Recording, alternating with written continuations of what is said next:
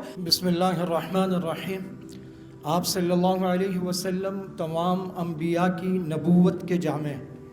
آپ پر جو کتاب قرآن کریم اتری اس میں تمام کتابیں اور وحی سب کچھ جمع ہو گئے، تو آپ نبوت کے وارث ہیں، ساری وحی کے وارث ہیں، اور معراج کے سفر میں لے جا کر آپ سے انبیاء کی امامت کرائی گئی۔ بتا دیا گیا کہ اب بنو اسحاق سے یہ امامت بنو اسماعیل کی طرف چلی گئی۔ تو جب نبوت ساری کی ساری آپ پر مکمل ہے، وہی آپ پر مکمل ہے، تو پھر جو عبادت گاہیں ہیں ان کا وارث کون ہوگا؟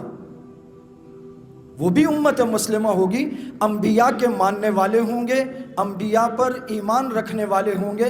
بیت المقدس کی وارث وہ امت مسلمہ ہے۔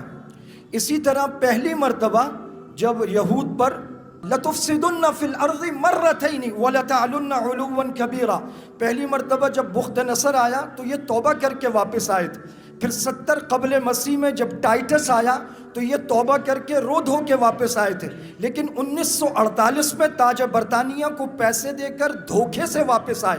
اس کے بعد سے ان کے کیٹرپلر، ان کے ٹینک، فوج، ہموی گاڑیاں وہ فلسطینیوں کی زمین پر قبضہ کرتے ہیں، کھیتوں کھلیانوں پر قبضہ کرتے ہیں۔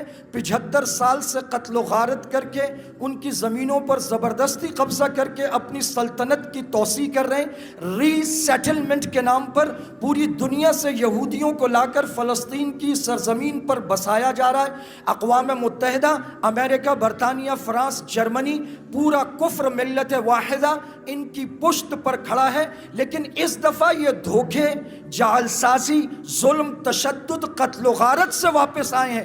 تو اس دفعہ یہ لوگ کامیاب نہیں ہوں گے۔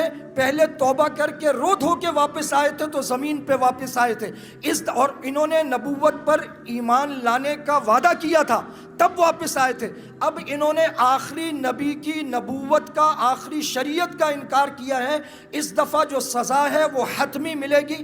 جہاد کا جو سلسلہ شروع ہوا ہے، اب یہ کم زیادہ، اوپر نیچے، تعطل، تأخر، تسلسل سے انشاءاللہ جاری رہے گا، اور اس دفعہ جو مار ان کو پڑنے والی ہے وہ ہمیشہ ہمیشہ کی مار ہوگی، اور انشاءاللہ ان کو شکست ہوگی۔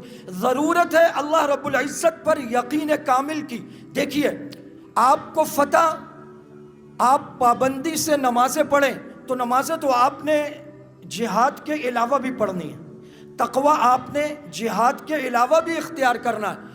اللہ کی ذات عالی پر یقین کہ اللہ سے ہوتا ہے، اللہ کر سکتے ہیں، اس یقین کو لے کر افغانی میدان عمل میں